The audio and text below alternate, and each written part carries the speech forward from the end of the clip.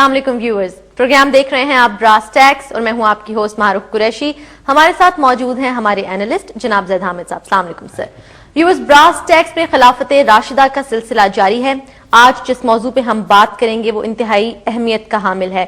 Modern democracies میں judicial system کی کیا ویلیو ہے یا کیا اس کے ایٹریبیوٹس ہوتے ہیں، اس حوالے سے ہم بات کریں گے. اور اس میں جو آپ کی دلچسپی کے جو عنصر ہوگا وہ یہ ہے کہ جوڈیشل سسٹم نہ صرف اپنے ملک کا بھی ڈسکس کریں گے بلکہ اس وقت جو کرنٹ جوڈیشل سسٹم جو ڈیموکریسی سو کال ڈیموکریسیز میں پریویل کر رہا ہے اس کو بھی ہم ڈسکس کریں گے اور پھر آبویسلی اس کا کمپیریزن کریں گے ہم خلافت راشدہ کے سسٹم میں.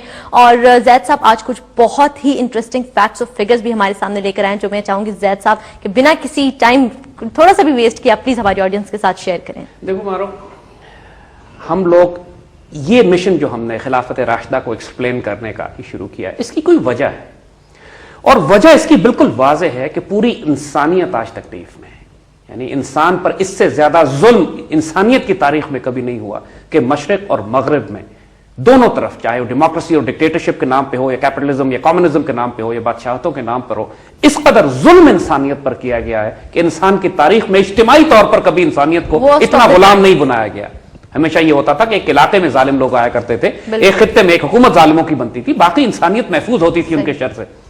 انہوں نے جو فتنہ پیدا کیا، یہ جو دجال کا نظام قائم ہوا ہے، یہ جو زمین میں فساد برپا کیا ہے، انہوں نے کروڑوں اربوں انسانوں کو جس طرح یہ غلام بنا چکے ہیں اپنی پیپر کرنسی، اپنے اکنامک سسٹم، اپنے جوڈیشل سسٹم، اپنے انٹرنیشنل لاز کے تحت، اپنے political model democracy and dictatorship کے تحت. اب انسان کے پاس اور کوئی راستہ نہیں ہے سوائے اس کے کہ وہ اللہ اور اس کے رسول صلی اللہ علیہ وسلم کے بنائے ہوئے طریقے کی طرف لوٹے. We have to go back to our خلافت راشدہ. کوئی چوائس نہیں. اگر دنیا میں کوئی بھی ماڈل انسانیت کی فلاح کے لیے اب کام کرے گا اس کی بنیاد خلافت راشدہ پہ ہوگی. ہم اتنے پرفیکٹ انسان نہیں ہیں جتنے خلافت راشدہ کے صحابہ کرام یا اللہ کے رسول صلی اللہ علیہ وسلم کی براہ راست تربیت یافتہ جماعت ہے، لیکن اگر ہم اس ماڈل کے قریب بھی پہنچ سکیں، اس کا عشر اشیر بھی ہم نے اپنے معاشرے میں قائم کر لیا تو اتنا امن قائم ہو جائے گا، اتنی خوشحالی آ جائے گی، اتنی عافیت ہوگی، عزت اور آبرو اتنی محفوظ ہوگی انسانوں کی کہ لوگوں کے تصورات سے، ان کے خیالات سے یہ بات باہر ہے اس وقت سمجھنا. لیکن ہم کمپیریٹیو انالیسس کر کے مثالیں دے کے سمجھانا یہی چاہتے ہیں. دیکھیے، جب ایک دفعہ یہ واضح ہو جائے کہ جو ایگزسٹنگ سسٹم ہے یہ ڈیکیڈنٹ ہے، یہ گل چکا ہے، سڑ چکا ہے، اب یہ قابل نہیں ہے کہ اس کو چلایا جائے. تو جو لوگ اس سسٹم کی وفاداری میں مرے جا رہے ہیں ان سے جب یہ پوچھو کہ اس کو ٹھیک کیسے کرنا ہے تو ان کے پاس کوئی علاج نہیں ہے.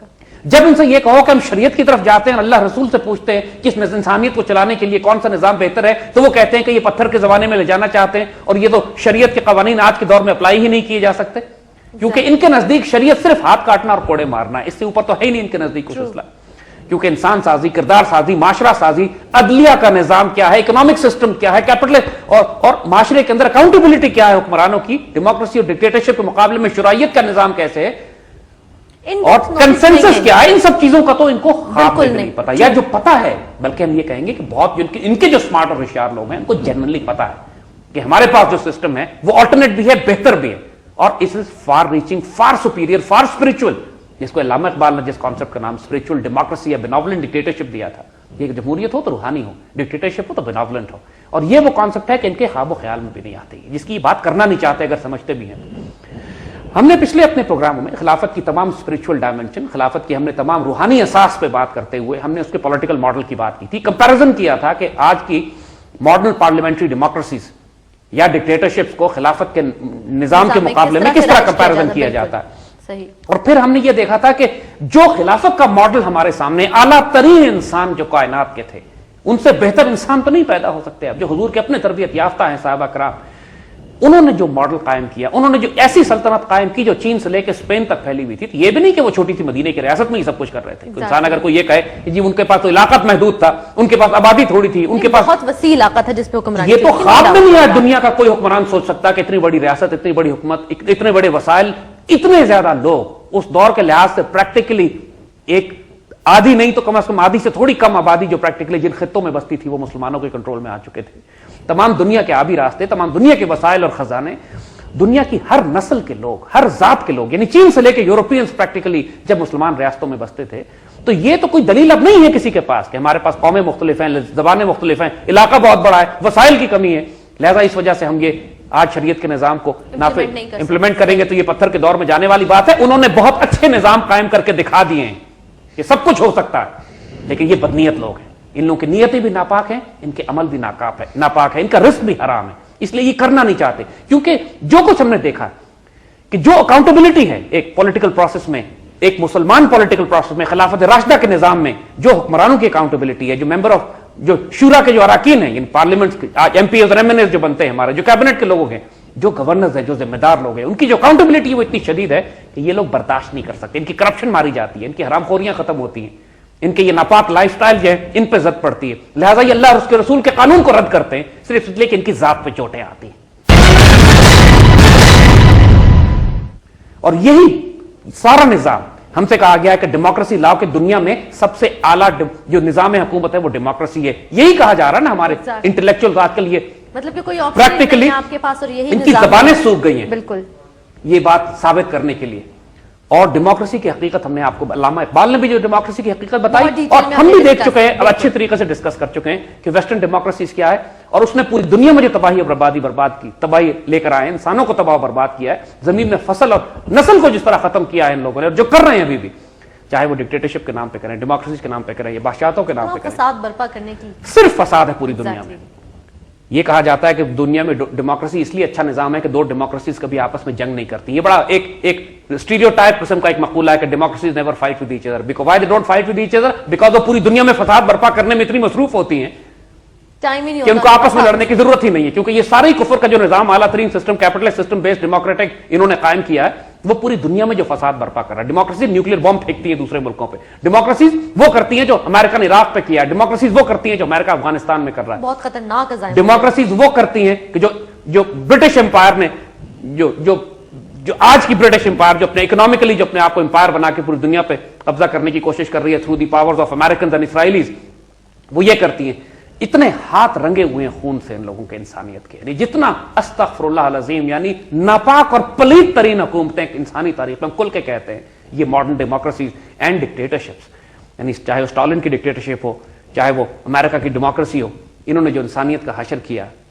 اب ہم آتے ہیں ان کے تھوڑے سے جوڈیشل سسٹم کی طرف، ان کے عدالتی نظام کی طرف. صحیح. ہمیں دیکھیے ایک بات ذہن میں رکھیے گا، پولیٹیکل ڈیموکریسیز یا ڈکٹیٹرشپس صرف ایک پولیٹیکل آئیڈیالوجی نہیں ہے، یہ پورا ایک لائف سٹائل ہے، انسان کی پوری زندگی پہ انفلوئنس کرتا ہے. جس طرح اسلام صرف مذہب نہیں ہے، ایک دین ہے، ایک پورا لائف سٹائل ہے اسلام. ایک نمونہ آپ کے سامنے، ایک پورا آپ کو اپنی زندگی کے ہر حصے پر وہ انفلوئنس کرتا ہے، چاہے وہ اس حد سے لے کر کہ آپ نے باتھ روم میں کیسے جانا ہے اور کون سی دعائیں پڑھ کر جانا ہے، رات سونے سے پہلے آپ کون سی دعائیں پڑھیں گے سے لے کر آپ نے پوری دنیا میں گلوبل اکنامک سسٹم کیسے قائم کرنا ہے، ایچ اینڈ ایوری ڈائمینشن اسلام میں ڈیفائن کی ہوئی ہے.